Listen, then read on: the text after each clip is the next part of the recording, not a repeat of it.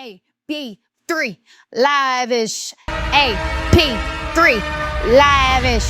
AP3 Lavish. Let's go. AP3 Lavish Fitness. You are who you choose to be.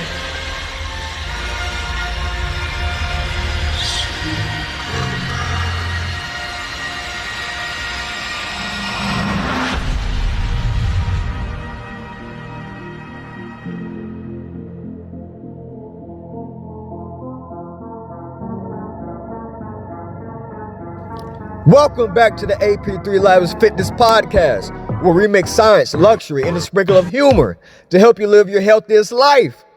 I'm Ian, your host and personal trainer with the passion for making fitness both effective and fabulous. Today, we're diving into a topic you might not hear about every day, which is called hemochromatosis. It's a big word, but don't let it scare you. It's a condition that affects how your body processes iron. And if left unchecked, it can wreak havoc on your health. But don't worry, we're here to break it down. I'll talk about how fitness plays a role. And of course, keep it lighthearted. So grab your green juice or your favorite recovery drink and let's iron out the details of hemochromatosis. Pun intended. So let's start with this. What is hemochromatosis? Well, let's start with the basics. Hemochromatosis is a genetic condition where your body absorbs too much iron from your food. Normally, your body only takes the iron it needs and gets rid of the rest. But if you have hemochromatosis, it's like your body's stuck in hoarding mode, stockpiling iron like it's prepping for an apocalypse. Excess iron gets stored into your organs, like your liver, your heart, and your pancreas, and over time, it can cause some serious damage. So, think of liver disease, diabetes, heart issues, and joint pain. What's the good news? Well, it's manageable. If caught early, symptoms might include fatigue, joint pain, and even a bronzed or grayish skin tone. So, if people are starting to ask if you just got back from a tropical vacation when you haven't left your house, it might be time to get your iron levels checked, okay? And no, hemochromatosis doesn't mean you're secretly a superhero powered by iron. Sorry, Marvel fans. And now, let's talk about the diagnosis and treatment of hemochromatosis. Getting diagnosed is pretty straightforward, okay? A simple blood test can measure your iron levels and check for genetic markers. If hemochromatosis runs in your family, it's very well worth talking to your doctor. Once diagnosed, the primary treatment is, wait for it, donating blood. That's right. The same thing you do to help others can also help you. By removing blood regularly, your body gets rid of the excess iron. It's like spring cleaning for your veins. Doctors might also recommend avoiding certain iron-rich foods or supplements and limiting alcohol, which can exacerbate liver damage. So, think of it this way. You're not just giving blood, you're multitasking, saving lives and saving yourself. Talk about efficiency. So now, let's talk about fitness and hemochromatosis. This is very critical information, what I'm about to explain. So, open your ears, close your eyes, and just listen. Let's talk about how fitness fits into the picture. Staying active is crucial for managing hemochromatosis, but there are a few things to keep in mind. So let's start with number one. Focus on low impact cardio. Okay? I want you guys to get your pen or pencil, get a piece of paper. Well, I just told you guys to open up your ears and close your eyes, but if you want to take notes, you can. So, focus on low impact cardio. Cardio, like I talked about in the previous episode, cardio helps keep your heart healthy, which is especially important if iron overload has affected your cardiovascular system. Walking, swimming, or even cycling are great options. Number 2, strength training with caution. Okay? Keyword caution. Building muscle is fantastic. Yeah, I get it. But avoid oversearching. Okay?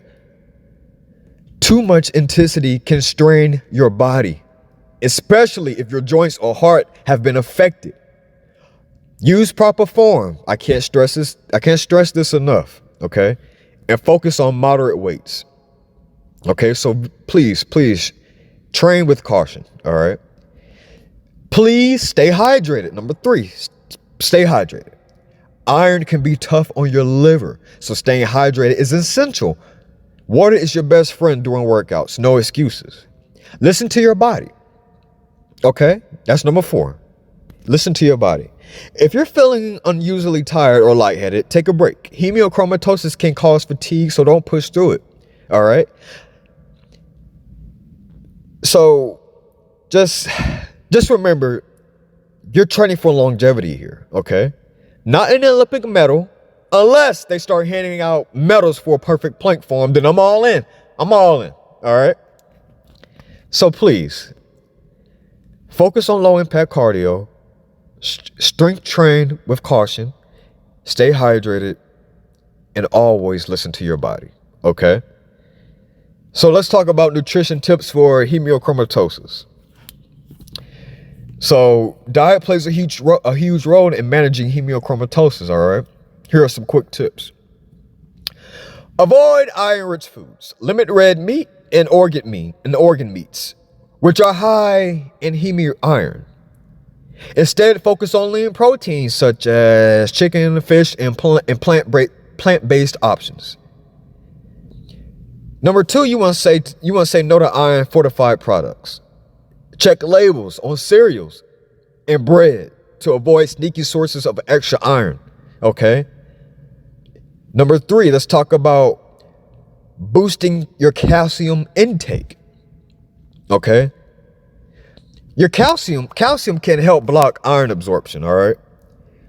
So you want to include dairy or fortified plant milks into your diet, all right? Avoid vitamin C with iron-rich meals. Vitamin C increases your iron absorption. So skip the orange juice when you're having a steak. Okay, very, very, very critical. And embrace the anti-inflammatory foods. Think leafy greens, berries, turmeric. I love turmeric. And nuts. So they support overall health and help combat inflammation caused by excess iron. And if you're thinking, so what can I eat? What can I eat? Well, don't worry. I got recipes that make kale taste like a treat.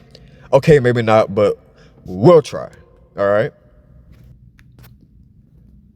A condition that's very similar to hemochromatosis is called Wilson's disease. All right.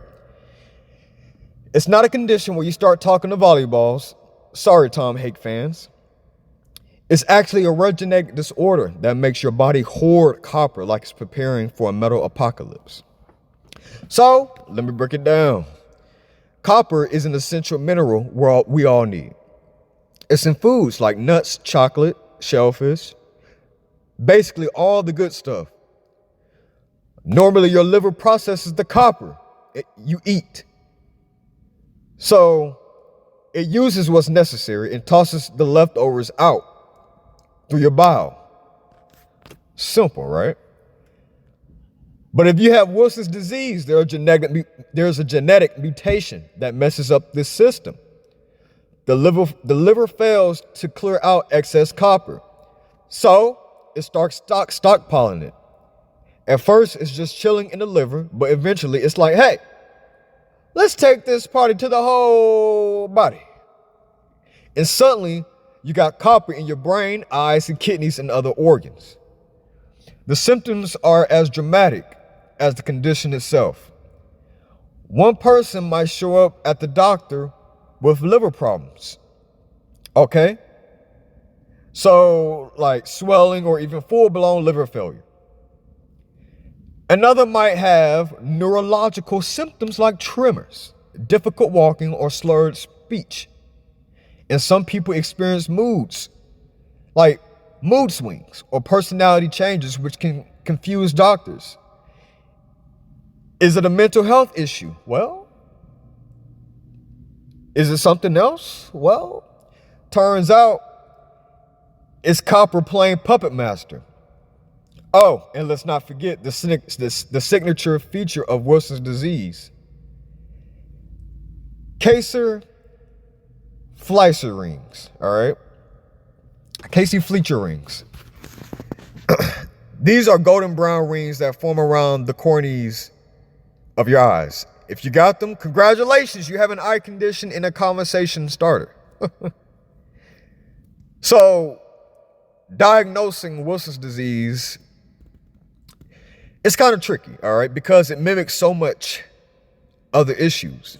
Doctors usually look for Casey-Fleischer rings, run blood tests, check for like copper levels, and sometimes even take a liver biopsy. It's a medical scavenger hunt, but here's the good news: once diagnosed, it's totally treatable. Medications called chelators are the MVPs here. They act like copper magnets, all right, pulling excess copper out of your body. And another option is zinc therapy, which blocks copper from being absorbed in the first place. For extreme cases, a liver transplant might be necessary. So, your diet also plays a big role in managing Wilson's disease. All right. So you have to avoid high copper foods, like shellfish. All right. Liver, as if anyone eats that anyway. Mushrooms, embrace yourselves. Chocolate, yes, chocolate. You have to dump the chocolate. Please, please, please get rid of the chocolate. If that's not motivation to take your meds, I don't know what is. So what's the takeaway here? Wilson's disease is rare, but it's also sneaky. All right? We live in a climate, we live in a world, we live in an environment where we are surrounded by so many chemicals. It's absolutely unbelievable. The chemicals in the food nowadays, it's just so surreal. It's unbelievable. You guys think you see all the stuff that's put on the nutrition labels. That's only half of it. For example, bread. First of all, if you just see how bread is made, you will be mind blown, okay? A lot of people put bread on butter. No, a lot of people put butter on bread when, if you see how bread is made and processed, bread is already filled with enough butter. And you slap some more butter on there, leading to clogged arteries. So yeah, I mean, so please, please, please, please, like, just be careful. Just be careful. And, you know, it shows us even something essential. Like, copper can become toxic if it's out of balance. But if caught early, you can manage it and live a normal life. And hey, the next time someone complains about being overloaded, you can tell them, at least you're not hoarding copper like my liver would if I had Wilson's disease.